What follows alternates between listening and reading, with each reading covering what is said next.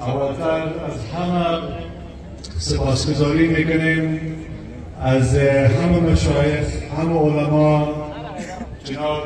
شیخ سید حنفی که دعوت را به ما برابر کردن که ما الحمدلله در یک مجلس نورانی، یک مجلس علمی، یک مجلس عرفانی، یک مجلس که الحمدلله ما شما امروز با یک عبادت قرار داریم،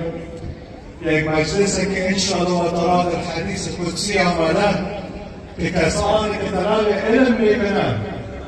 حق سبحانه و تعالی راه بهشت برای اونا برابر میکنه، راه بهشت برای اونا آسان میسازد و در این مجالس حق سبحانه و تعالی میفرماید که رحمت من در این نازل میشود، سکونت من در این نازل میشود، سکینه در قلب و در روح مردم داخل میشود. و این یک جایی هست که شما تنها فکر نکنید که اینجا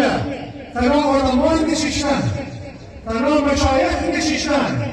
تنها اولیای کرام نشیشتن، در پارویتان ملائکه نشیشته امروز. بارهای ملائکه امروز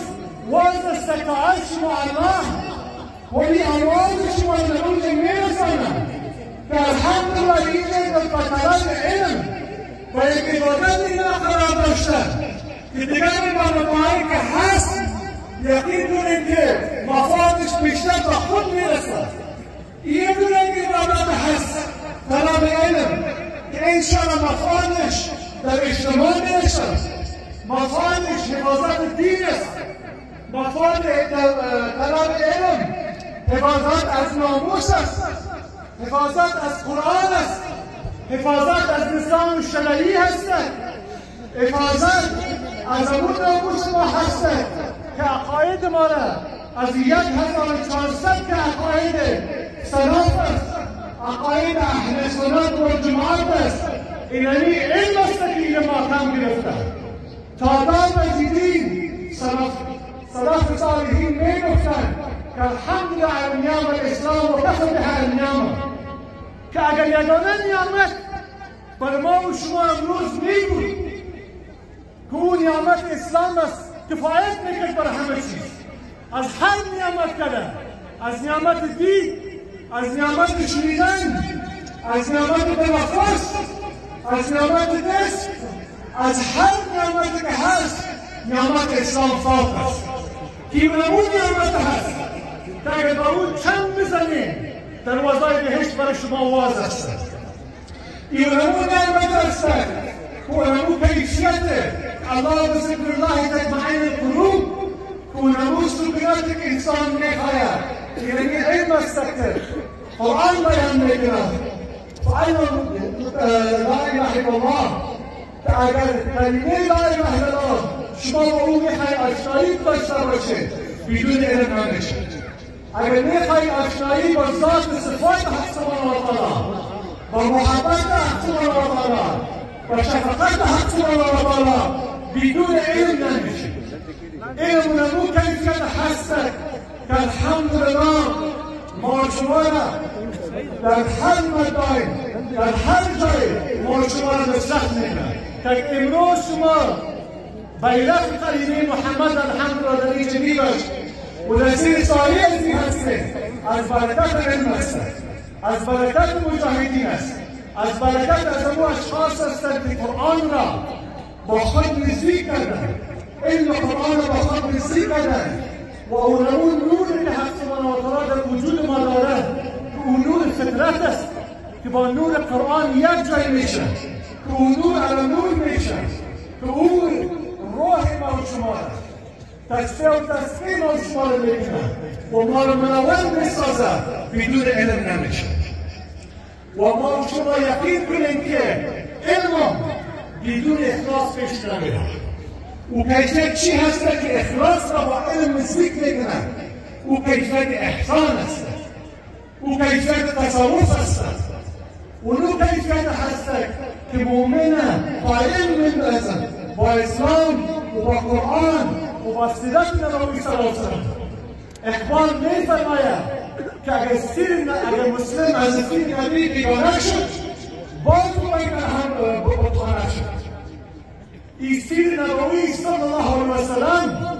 تا دام و بنیاد علم است، تا دام و بنیاد اسلام است که ما و شما و نمون راه که سلف صالحین داشتن که الحمدلله در او احسان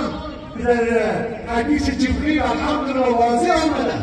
که تمام کیفیت‌هایی که الحمدلله طرق ما و شما هست در طرق حقیقی، در طرق که نه خدای ناخواسته با بدعت باشد، در اون طرق که با شریعت محکم باشد، با سنت رسول اکرم صلی الله علیه و سلم محکم باشد،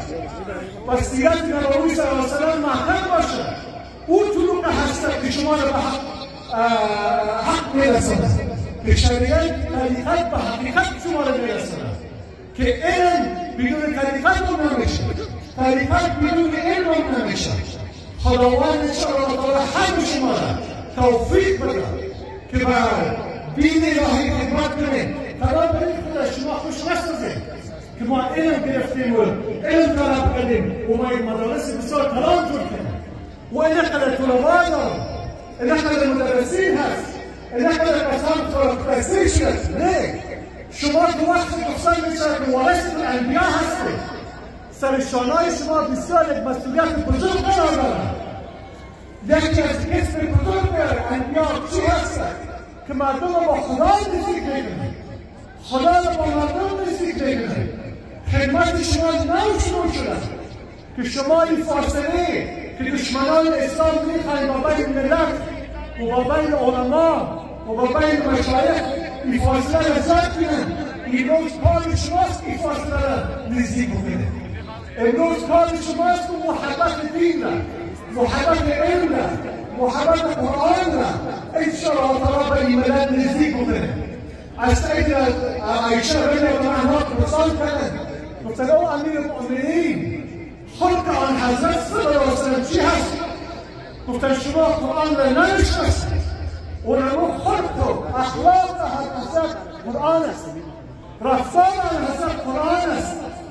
ذکر حضرت الله قرآن است، محبت و شفقت آن حضرت صلی الله علیه و سلم قرآن است، پیشرفت آن حضرت صلی الله علیه و سلم قرآن است، سخن آن حضرت صلی الله علیه و سلم قرآن است.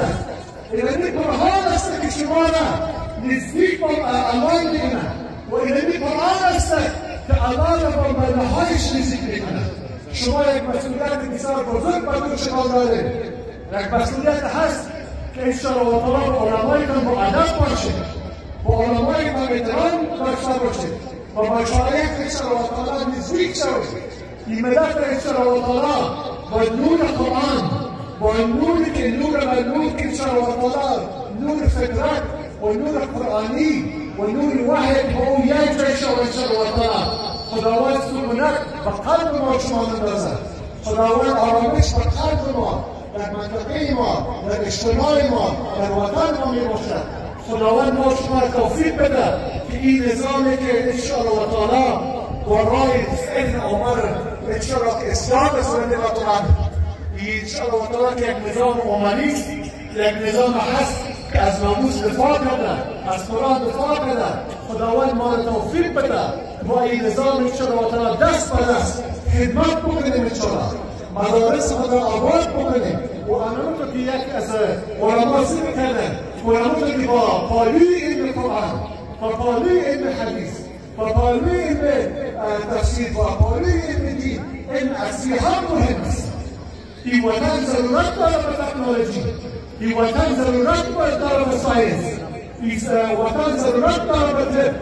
هر وقت شما مکلف هستید که در پایه‌ی تدریس دین، تدریس اصلی هم باید شود. خداوند شما را همه را سرتان را بلند داشته باشد، خداوند همه شما را زیر حفظ و امان خود داشته باشد. خداوند اون کیفیت رحمه و بینهم در وجود ما، در قلب ما داشته باشد که رحمت، محبت، شفقت با بین یکدیگر داشته باشیم، با اتحاد باشیم، با اتفاق باشیم، با یکدیگر به صلح رحم بگیریم انشاءالله تعالی. و آخر دعوانا الحمدلله رب العالمین.